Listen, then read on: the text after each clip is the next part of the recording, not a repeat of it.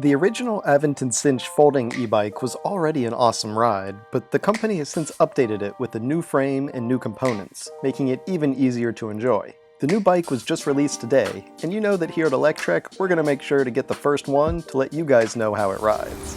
Hey everyone, Micah here with Electrek, and today we're reviewing the all-new updated folding Aventon Sinch. Let's check it out. The most obvious update is the new frame, which is now a step-through style, making the bike even easier to mount and dismount. And as always, Aventon has gone above and beyond with the frame fabrication, including beautiful welds and solid folding mechanisms. The new frame also incorporates a new battery design. It's still frame integrated, but now it's top-mounted, so you can slide the battery right out of the top of the frame, unlike the previous version where you actually had to fold the frame in half to be able to slide the battery out of the center of the frame. The motor is still a 750 watt unit in the rear wheel, and it still brings you up to a top speed of 20 miles per hour, making this a Class 2 e-bike that operates on either a throttle or pedal assist. Now though, you'll be reading that 20 mile per hour speed off of a new display, which is Aventon's updated full color display. It's a beautiful screen, and it's even cooler how it integrates with Aventon's app. You just scan the QR code on your display, and you can pair your bike, name it whatever you like, and then you'll have full access to your bike data, ride recordings, and more. While some apps from e-bike companies have felt a bit janky in the past, Aventon did a great job making theirs classy, simple, and with useful data.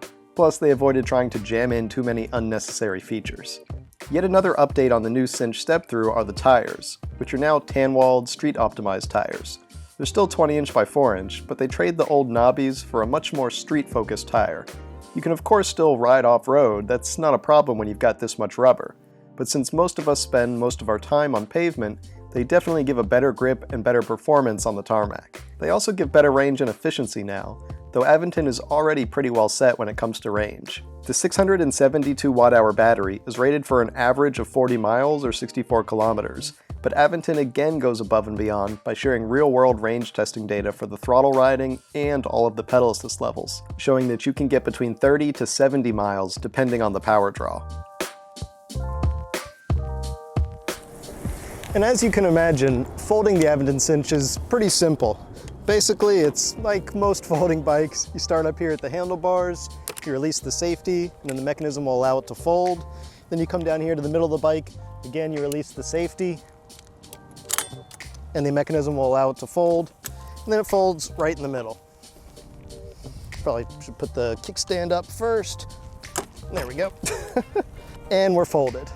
Now the bike is not exactly lightweight. I think it's something like 68 pounds. I'll put the number up here on the screen if I'm wrong about that. And so you can lift it, but it's not going to be a fun bike to carry around for a long time.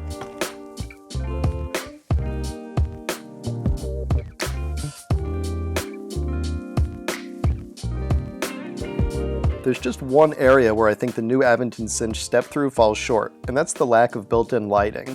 There's no included headlight or taillight, you'll have to add them as accessories. To me that feels like an oversight. The Aventon Sinch is such a high-quality, well-made bike, and to leave out lights seems like a move normally reserved for cheaper e-bikes, which the Sinch definitely is not. There's also no included fenders, that's another add-on. I can excuse that one a bit more since not everyone will want or need fenders, but lights seem like safety equipment in my book, and I'd rather see them included as standard equipment. And while I'm nitpicking, I feel like the throttle and pedal assist power application ramps up a bit slowly for my taste. It's definitely a more relaxed profile, where you press the throttle or you engage the pedal assist, and the power slowly builds up over the next couple of seconds. Some electric bikes dump all of that power at once, right when you mash the throttle, but it seems like Aventon wanted to provide a more relaxed power profile, which is similar to their other e-bikes. I'm sure some people prefer that, but I like to have the option of dumping all my power at once, and then I can decide myself when I want to ease it on instead. All in all though, I can overlook the one shortcoming of the lights, and then the power thing since that's of course subjective, because otherwise the bike is simply awesome. It's got plenty of pep in its step, even if it takes a couple of seconds to reach full power. It's got plenty of utility as a folder that stows away in tight spaces, and it's got a great build with quality manufacturing. Plus, Aventon is a stand-up company that I always feel great about knowing they'll be there if I need them. At $1,799 bucks, the Aventon Sinch step-through is not cheap, but it's also not a cheap bike in the other sense of the word. You pay more to get more in terms of quality manufacturing, and it shows.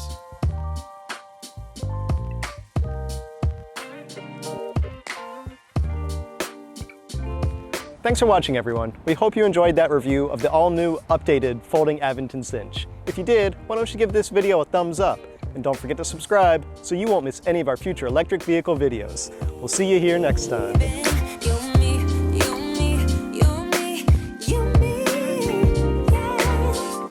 Sorry for the burden, sorry I was hurting, but my scars are almost healed. Yeah, my scars are